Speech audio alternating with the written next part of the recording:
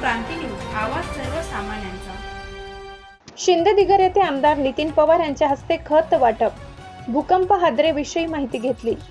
शिंदे-दिगर येथे आयोजित युरिया खत वाटप कार्यक्रमात आमदार नितीन पवार यांनी शेतकऱ्यांच्या अडचणींबाबत संबंधित अधिकाऱ्यांची चांगलीच कान उघाडणी केली आहे।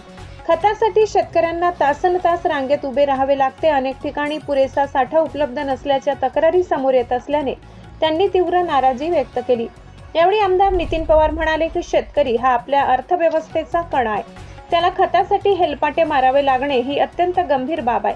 प्रत्येक शेतकऱ्याला वेळेत आणि शक्य तितके बांधावर खत उपलब्ध झाले पाहिजे, यासाठी संबंधित अधिकाऱ्यांनी तातडीने नियोजन करावे। अधिकाऱ्यांना स्पष्ट शब्दात इशारा देताना त्यांनी सांगितले की शेतकऱ्यांना खताचा तुटवडा जाणवला की वेळेत खत उपलब्ध झाले नाही तर मी स्वतः शेतकऱ्यांसोबत रस्त्यावर उतरून आंदोलन करेन। शेतकऱ्यांवर अन्याय सहन केला जाणार नाही।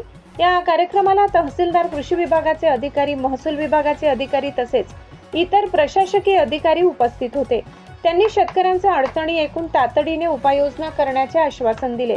दरम्यान शिंदे-दिगर व घाटमाता परिसरात अलीकडे जाणवलेल्या भूकंपाच्या हादऱ्यांच्या पार्श्वभूमीवरही प्रशासनाने परिस्थितीचा आढावा घेतलाय। नागरिकांनी अफवांवर विश्वास न ठेवता सतर्क राहावे आणि प्रशासनाच्या सूचनांचे पालन करावे असे आवाहन यावेळी करण्यात आले। या कार्यक्रमामुळे शेतकऱ्यांच्या खत उपलब्धतेचा प्रश्न पुन्हा एकदा चर्चेत आला असून प्रशासनाने आता प्रत्यक्ष कृती करून शेतकऱ्यांना दिलासा द्यावा अशी अपेक्षा व्यक्त होत आहे। महाराष्ट्र क्रांती न्यूज, सतीश गाडवे, शिंदे-दिगर। अशाच नवनवीन बातम्या पाहण्यासाठी आमच्या महाराष्ट्र क्रांती न्यूज या YouTube चॅनलला लाईक करा, सबस्क्राईब करा आणि बेल आयकॉनला प्रेस करा।